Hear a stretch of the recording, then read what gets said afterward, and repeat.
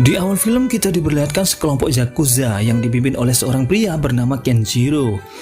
Mereka melakukan penjagaan kepada ketua mereka yang bernama Yoshinori. Sang ketua mengungkapkan kejenuhannya kepada Kenjiro karena banyaknya pihak yang mencoba untuk membunuhnya. Namun kali ini yang mengincar sang ketua bukanlah pembunuh sembarangan. Mereka dijuluki Shinokage atau bayangan. Kelompok mereka sulit dilacak, tak ada yang tahu siapa pemimpinnya atau siapa yang memakai jasa mereka. Yang jelas mereka sangat berbahaya.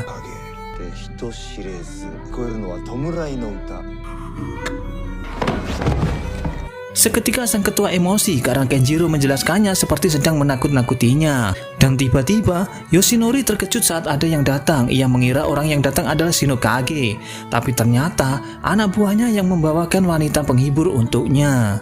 Melihat kecantikan wanita itu, Yoshinori langsung terhibur. Ia mulai menikmati kelembutan wanita itu dan seketika suasana menjadi santai sampai akhirnya saat Shinoshi hendak menggembik wanita itu, tiba-tiba muncul seorang memakai topeng dari sudut ruangan.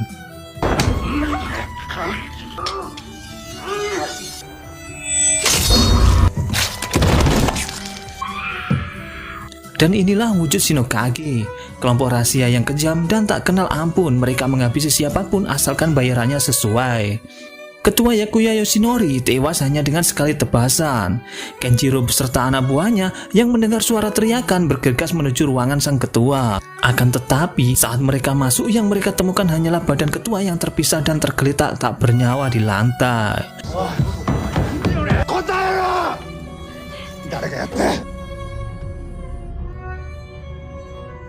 Dengan gemetar wanita itu menunjuk ke arah patung samurai yang terpajang di pojok ruangan itu. Para anak buah Kenjiro yang sudah ketakutan langsung menembaki patung itu dengan brutal.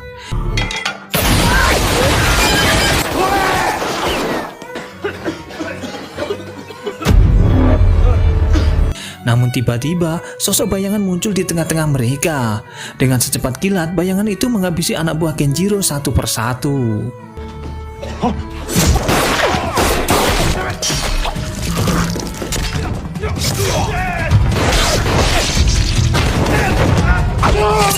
Setelah semua anak buah Kenjiro tewas, kini Kenjiro harus berhadapan langsung dengan bayangan itu hingga pertempuran pun terjadi.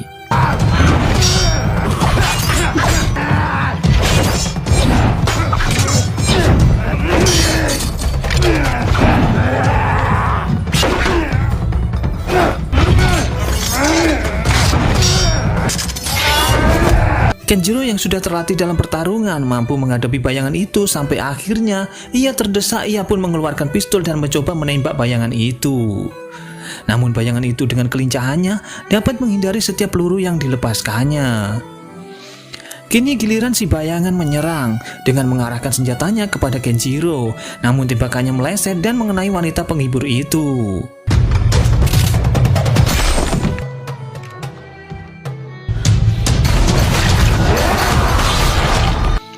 Melihat ada celah, Kenjiro langsung menggunakan kesempatan itu dengan cepat. Ia menembak bayangan itu hingga membuatnya terjatuh. Kemudian anak buah Kenjiro berdatangan. Kenjiro memberi perintah agar tetap waspada dan perketat keamanan. Dan betapa terkejutnya ketika Kenjiro membuka topeng si bayangan itu yang ternyata seorang wanita. Kenjiro yang masih tidak percaya, tiba-tiba lampu di ruangan itu padam. Dan ketika salah satu anak buah Kenjiro mencoba menyalakan korek api, seketika dibuat terkejut oleh kemunculan sosok bayangan lainnya dari balik kegelapan.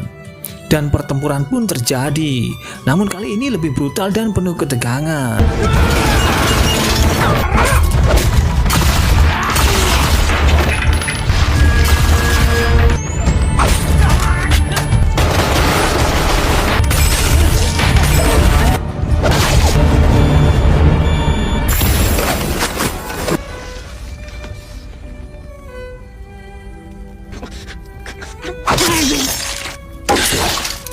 Semua anak buah Kenjiro dibantai secara tragis oleh kelompok bayangan itu. Dalam kegelapan, bayangan itu membuka topengnya dan lagi-lagi ia seorang wanita. Semakin jelas bahwa Shinokage merupakan pasukan pembunuh yang terlatih. Dua anak buah Kenjiro yang tersisa mencoba melawan, tetapi mereka tak mampu menghadapi kecepatan dan ketangkasan mereka. Anak buah Kenjiro pun tewas dalam waktu singkat. Kini tinggal Kenjiro sendirian yang tersisa.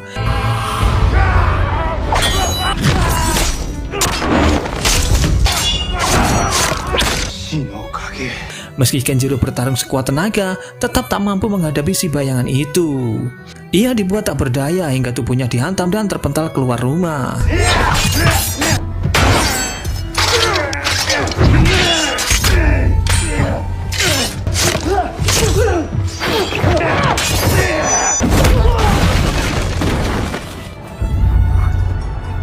Dengan sisa tenaganya, Kenjiro berusaha bangkit dan bertanya, "Kenapa kau membunuhku? Ketua sudah mati, apalagi yang kau inginkan?" Dan dijawab oleh bayangan itu, "Tugasku adalah membunuh seluruh pengikut klan Onori. Kau adalah salah satu di antaranya." Dengan sisa tenaganya, Kenjiro mencoba bangkit dan bersiap untuk melawan, namun tiba-tiba kemudian si bayangan itu kembali masuk ke dalam rumah dan menghampiri rekannya yang terluka. Ia mengeluarkan sebuah alat suntik dari tas kecilnya dan menyuntikkan cairan ke tubuh rekannya. Tak lama setelah itu, rekannya mulai tersadar. Misi kita sudah selesai. Dalam perjalanan pulang, identitas kedua bayangan itu mulai terungkap. Rekan yang baru saja diselamatkan dikenal sebagai 13, mungkin itu hanyalah kode nama samaran. Dan satunya yang lebih tegas dan tampak berpengalaman bernama Umbra, instruktur sekaligus pemimpin misi ini. Di dalam mobil, Umbra meluapkan kemarahannya kepada 13 bahwa dirinya hampir mati di sana karena kecerobohannya. Ia mengatakan bahwa misi mereka itu bukan untuk menyelamatkan orang, bukan untuk bernegosiasi, apalagi menunjukkan belas kasihan. Tugasnya hanya satu, yaitu membunuh. Hanya membunuh. Ingat itu 13. Setelah tiba di markas, mobil berhenti di depan sebuah bangunan. Kemudian pemimpin mereka yang bernama Barjo segera bertanya, "Bagaimana kelanjutan misi ini?" Yang dijawab oleh Umbra bahwa ia berencana mengirim 13 ke Jakarta untuk menjalani tes psikologis. Barjo mengangguk dan menyerahkan sepenuhnya keputusan kepada Umbra sebagai mentor dari 13. Saat Umbra memberi arahan tentang apa yang harus dilakukan ke depannya, 13 hanya mendengarkan dengan setengah hati, menunjukkan sikap acuh. Bawa Girmo.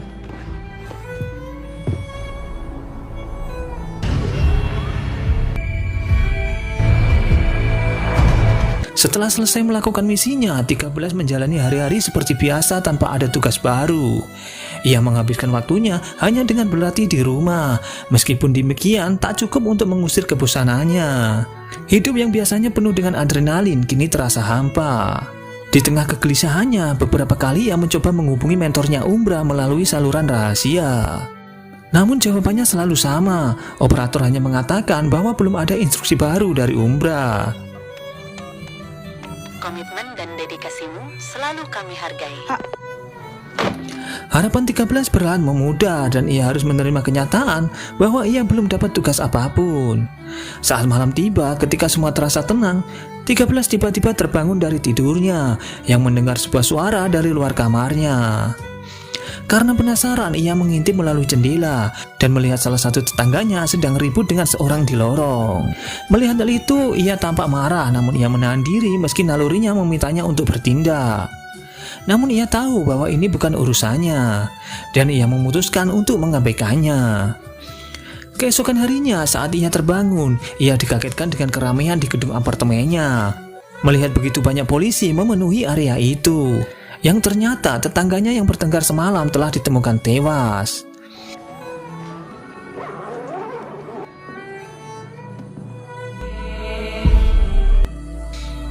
Scene berpindah di mana 13 mampir ke sebuah warung bakso di pinggir jalan. Saat ia menikmati makanannya, seorang bocah laki-laki menghampirinya. Ia meminta sebagian dari makanannya. Ia mengaku kalau belum makan sejak kemarin. Anak itu bernama Monji, putra dari tetangga yang tewas tadi malam. 13 bercerita bahwa ia sempat mendengar pertengkaran antara ibunya dan seseorang. Namun Monji dengan santai menjawab bahwa itu hanyalah bagian dari pekerjaan yang dilakukan ibunya.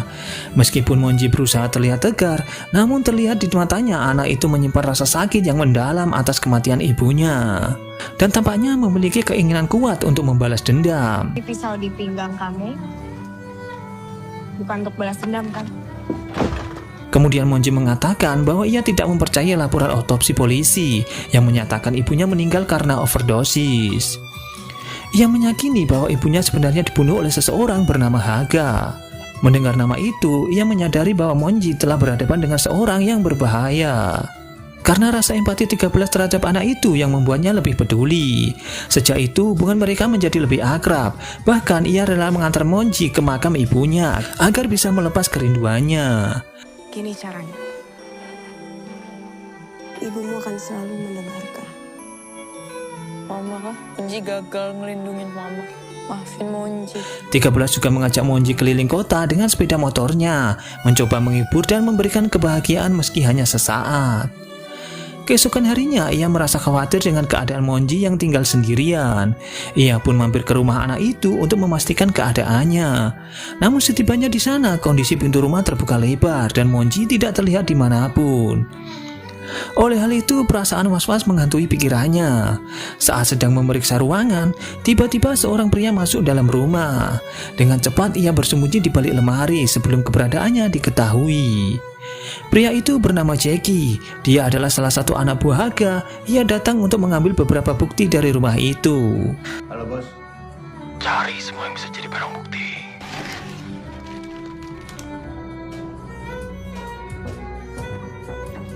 Mana dia? 13 yang menyadari bahwa Jackie sedang dalam pengaruh narkoboy. Hal itu dimanfaatkan oleh 13 untuk menghadapi pria itu. Jackie yang dalam pengaruh narkoboy langsung melawan.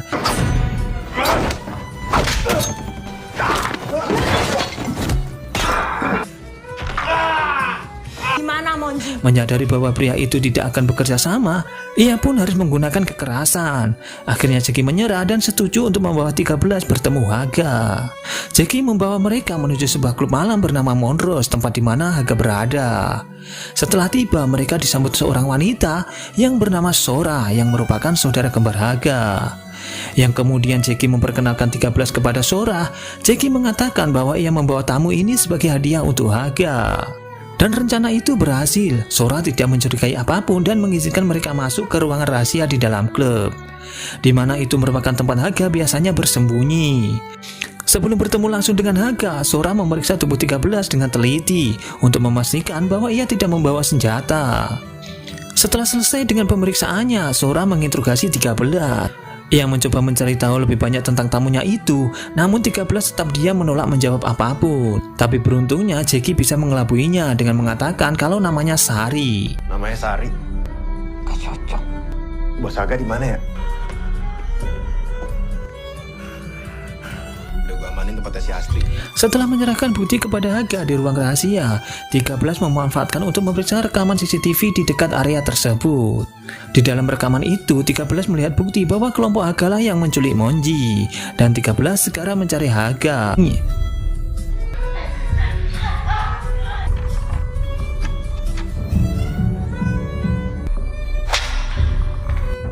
Kau sendirian. Sora yang mencoba menghalangi pingsan dengan satu pukulan, yang kemudian 13 langsung bertanya kepada Haga di mana Monji berada. Namun Haga tidak memberikan jawaban apapun dan malah menyerang kepada 13.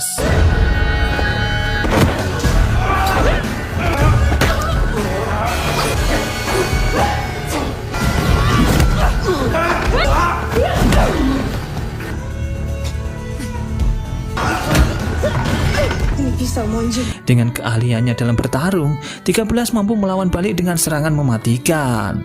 Dan pertempuran pun terjadi. 13 dengan kelincahannya, sementara Haga menggunakan kekuatan fisik untuk mencoba menjatuhkannya.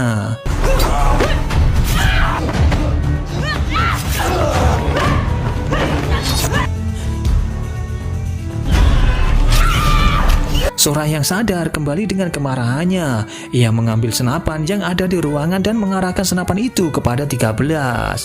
Namun 13 dengan cepat menarik Haga dan tembakan Sora meleset mengenai saudaranya sendiri. Melihat Haga tertembak membuat Sora terkejut dan hilang kendali.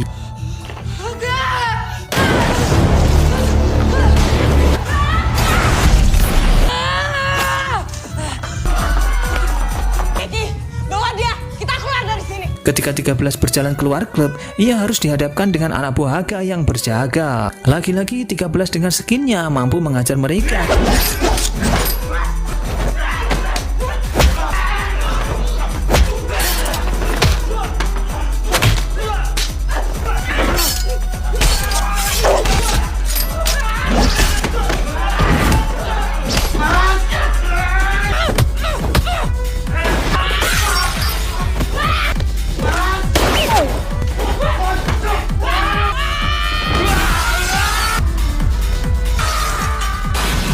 hingga 13 kembali berhadapan dengan Surya yang semakin menjadi-jadi. Namun perkelahian mereka harus terhenti ketika terdengar suara sirene polisi.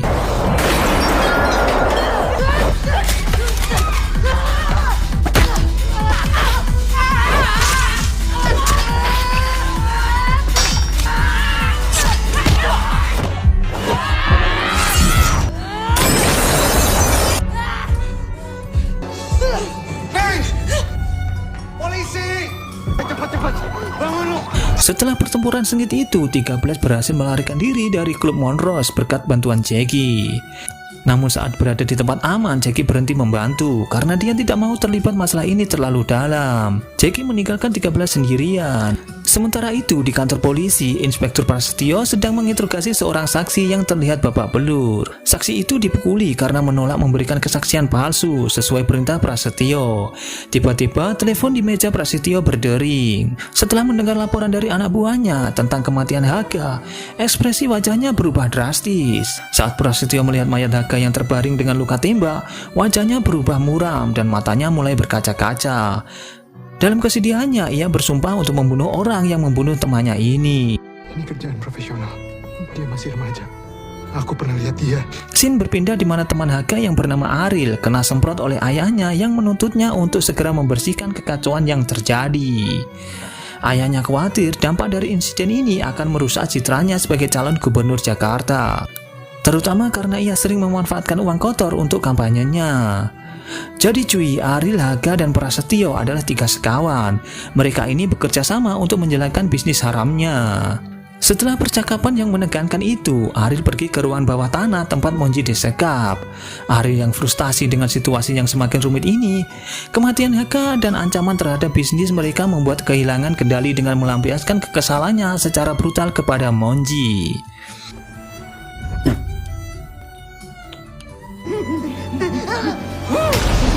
Di sisi lain, 13 terbangun dengan perasaan gelisah. Ia mempunyai firasat buruk, yang kemudian memutuskan untuk memeriksa keadaan Jackie.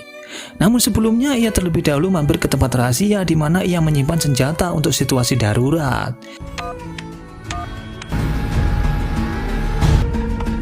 Sedangkan Jackie baru saja tiba di rumah tempat ia merawat ibunya yang sakit parah.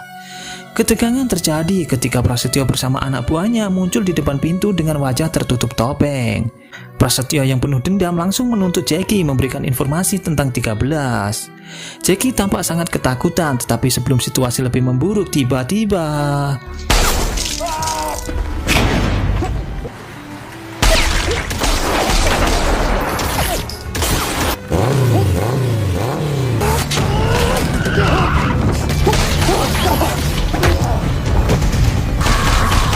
Tiga-belas tiba tepat waktu sebelum Prasetyo dapat melakukan sesuatu yang membahayakan Jackie dan ibunya. Meskipun sendirian, 13 mampu menghabisi mereka satu persatu dengan skill bertarungnya.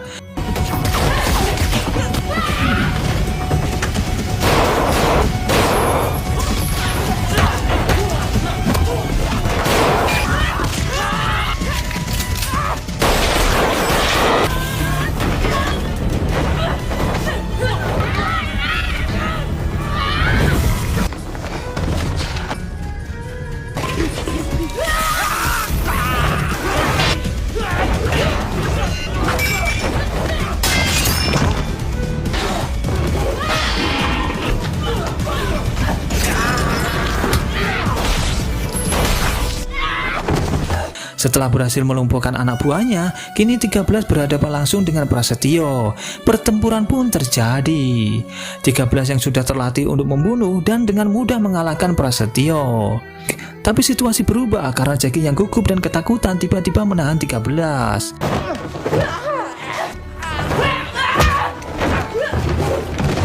Mana Monji? Karena tindakan Jackie itu memberikan Prasetyo kesempatan untuk melarikan diri. Akan tetapi 13 tidak akan membiarkan Prasetyo lolos begitu saja. Dia berlari mengambil sepeda motornya dan mengejarnya. Namun tiba-tiba sebuah mobil menabraknya, yang ternyata itu Aril yang saat itu datang menolong Prasetyo.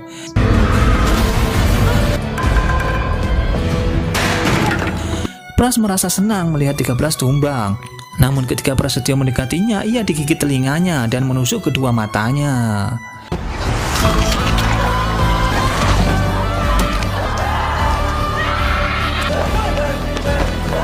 Ariel yang mengetahui bahwa dua temannya dibunuh oleh seorang yang sama, ia dipenuhi dengan amarah dan menangkap 13 serta mengurungnya di ruang bawah tanah, tempat di mana Monji disekap. Meskipun dalam kemarahannya, Ariel berencana untuk membunuh 13 sebagai pembalasan. Namun ayahnya tiba-tiba datang dan menghentikan aksi tersebut. Ayah Ariel mengatakan bahwa keterampilan 13 dapat dimanfaatkan untuk menyingkirkan para rival mereka. Scene berpindah di mana 13 dibawa mereka untuk menjalankan rencana besar, yaitu sebuah transaksi ilegal. Setelah transaksi itu selesai dan mereka berhasil kembali ke mobil dengan selamat, 13 diberi tugas untuk menghabisi bos gangster Kabil beserta anak buahnya. Sementara itu Jackie dan Monji berada di dalam mobil bersama ayah Ariel yang memantau situasi. 13 ditugaskan untuk mengantar narkoba kepada Kabil dan menukarnya dengan sejumlah uang besar yang akan digunakan untuk dana kampanyenya. Transaksi berjalan lancar dan 13 dengan tenang menunggu momen yang tepat untuk melaksanakan perintah Ariel. Buktiin barangnya seperti apa yang dia bilang.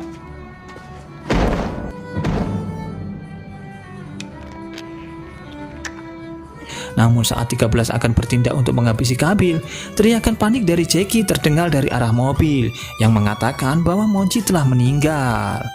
Mendengar hal itu, Kabil segera menyadari bahwa dirinya telah ditipu oleh Ariel dan anak buahnya. Merasa dikhianati, Kabil memerintahkan anak buahnya untuk menyerang mereka tanpa ampun. Bunuh semua! Bunuh!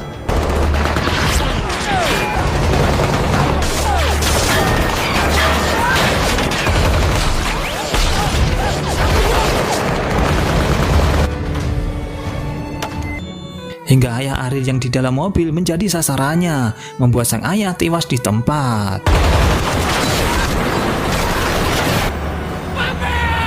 Melihat ayahnya tewas, Ariel diliputi oleh kemarahan. Ia mulai menembak secara membabi buta menghabisi siapapun yang ada di depannya.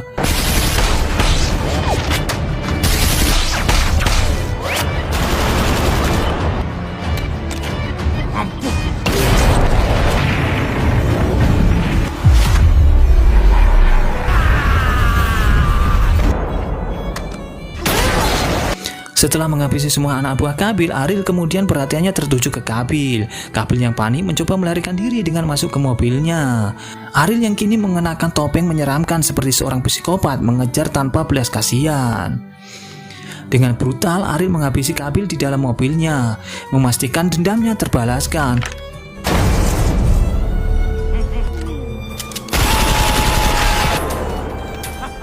Tak puas sampai di situ, Ariel ingin membalas dendam ke 13. Sementara itu 13 datang menggunakan mobil dan menabrak Soria hingga tewas di tempat.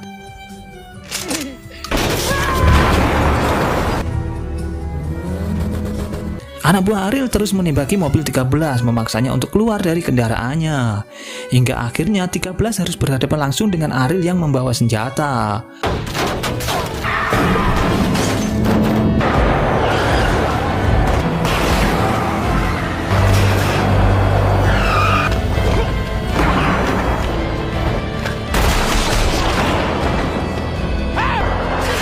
Akan tetapi 13 berhasil menghindar dari serangannya. Hingga pada akhirnya mereka harus bertarung 1 lawan 1, yang pada akhirnya Ariel tewas di tangan 13.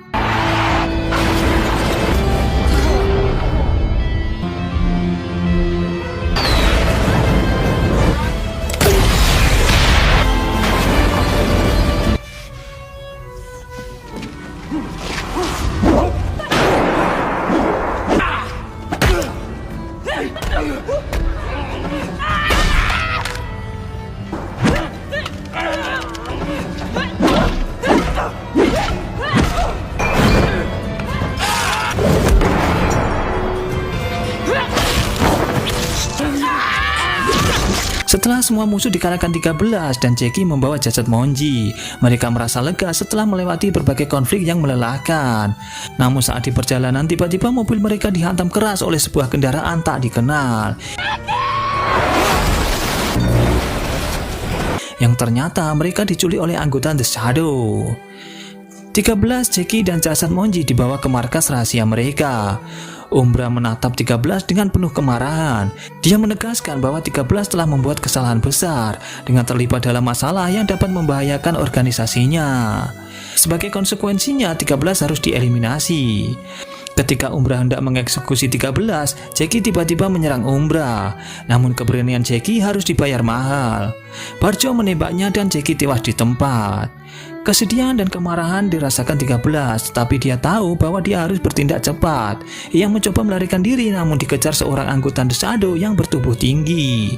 Pertarungan pun terjadi.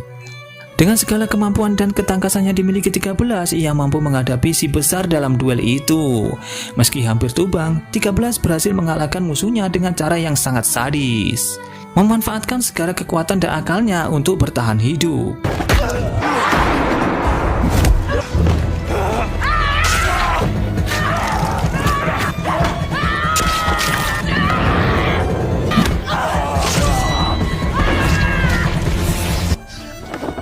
Tak lama setelah itu, Umbra muncul membawa senapan dan mengejar 13 tanpa henti. 13 tidak punya pilihan selain terus menghindar, mencoba mencari celah untuk melawan hingga pada akhirnya tiba saatnya mereka bertarung.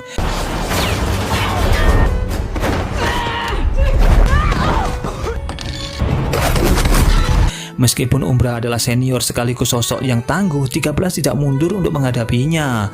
Dan dengan strategi yang cermat, 13 berhasil menyalakan bom yang terpasang di bagian Umbra.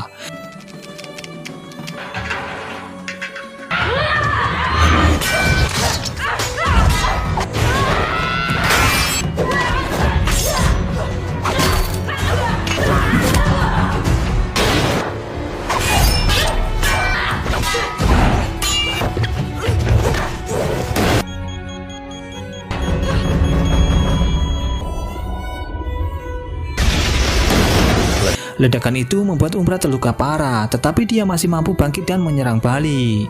Tepat saat Umbra nyaris menghabisi 13, pemimpin besar organisasi muncul untuk menyelesaikan perlawanan 13.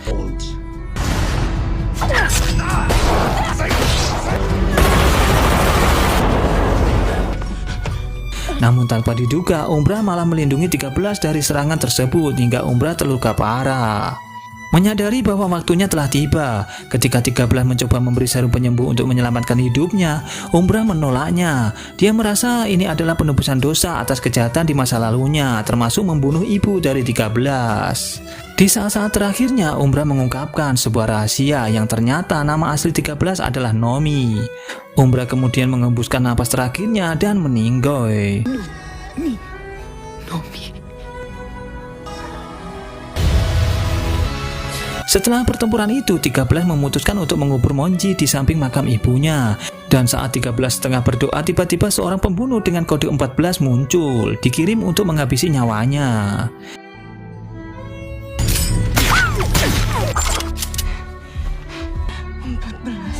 Empat ini merupakan sosok yang terlatih dan sangat berbahaya.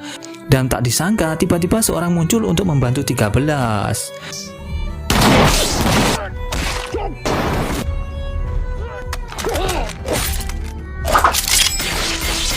Bayangan siap mati. Karena sudah terdesak, 14 terpaksa mundur. Orang yang menyelamatkan 13 adalah Master Burai, mantan mentor dari Inspektur Umbra. Master Burai merupakan seorang pejuang legendaris, mengundang 13 untuk bergabung dengannya.